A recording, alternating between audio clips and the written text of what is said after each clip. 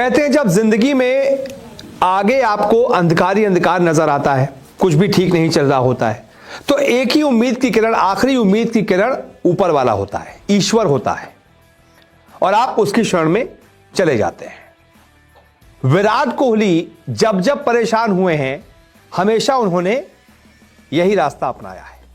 आपको याद होगा जब विराट कोहली लगातार 3 साल तक फ्लॉप थे, शतक नहीं आ रहे थे, शतकों का सूखा हो गया था। उसके बाद वो कैंची धाम भी गए थे, प्रेमानंद जी के आश्रम भी गए थे, बहुत सारे तीर्थ स्थल वो गए थे। बस उसके बाद विराट का एक अलग रूप देखा आपने, विराट 2.0 देखा आपने। लेकिन अब एक बार फिर से विराट का वो बुरा दौर आ रहा है। 2023 के वनडे विश्व कप में नंबर 1 बल्लेबाज होने के बाद का जो सफर अभी तक रहा है, 19 नवंबर को आखिरी फाइनल खेला था, 19 नवंबर 2023। तब से लेकर बीते 19 नवंबर तक 1 साल हो चुका है, और लगभग 1 महीना और हो चुका है, 2 महीने बल्कि। तो ये जो 14 महीने रहे हैं विराट की जिंदगी के, वो ठीक नहीं रहे। खासतौर से टेस्ट क्रिकेट इसमें ज्यादा हुआ तो वो फ्लॉप पर फ्लॉप नजर आए। ऑस्ट्रेलिया दौरे में, पूरे दौरे में उनके बल्ले से सिर्फ 190 रन निकले। विराट कोहली वापस से उस अंधकार की तरफ जा रहे थे। सब कह रहे थे कि भाई अब विराट कोहली, रोहित, इन सबको टीम से निकाल दो, हो गया इन लोग का समय।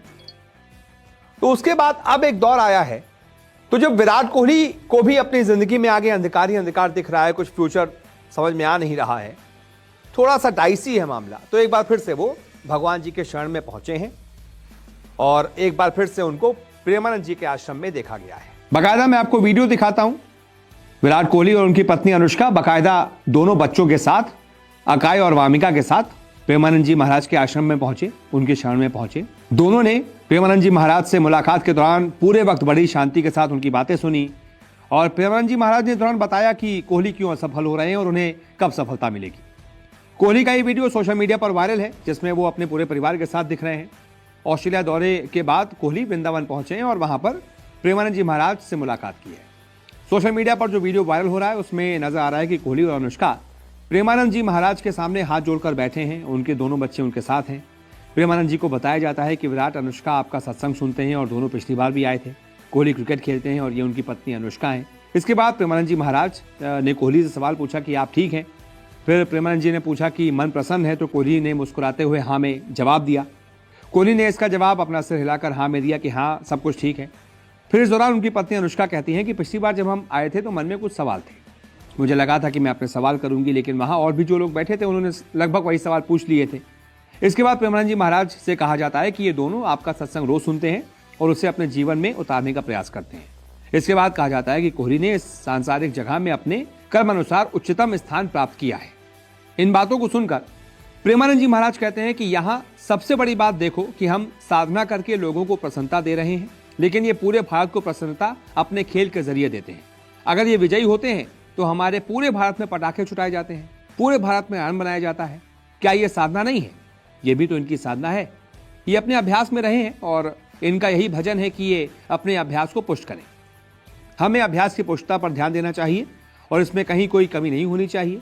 बीच बीच में नाम स्मरण कर लेना चाहिए, तो इनके लिए यही साधना है। महाराज ने कहा कि कोहली खेल के जरिए सेवा कर रहे हैं और इन्हें जो परमात्मा की तरफ से प्राप्त हुआ है उसमें वो शीर्ष पर है। इसके बाद प्रेमानंद जी महाराज ने सफलता और असफलता के बारे में बात करते हुए कहा कि कई बार आपके अभ्यास में कमी नहीं होती, लेकिन प्रारब्ध उसमें जुड़े होते हैं।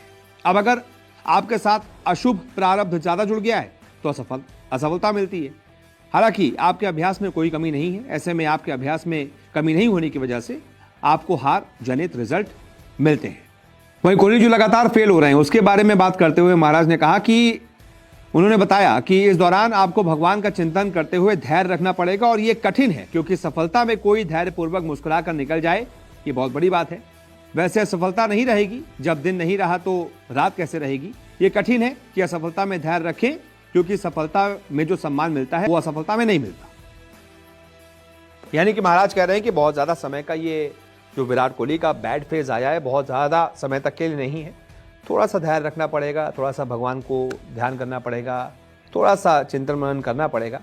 बाकी एक बार फिर से किंग कोहली 22 गज की पट्टी पर दहाड़ेगा, पूरी दुनिया उसको देखेगी, एक बार फिर से वो छाएगा। लेकिन हाँ, तब तक के लिए कोहली को थोड़ा बहुत धैर्य अभी रखना पड़ेगा। बाकी हमने तो देखा है कि जब जब कोहली भगवान के दर पर गए हैं, उसके बाद कभी भी भगवान ने तो कम से कम उनको निराश नहीं किया। हमेशा जब भी गए हैं अगले ही मैच में शतक उन्होंने ठोका है।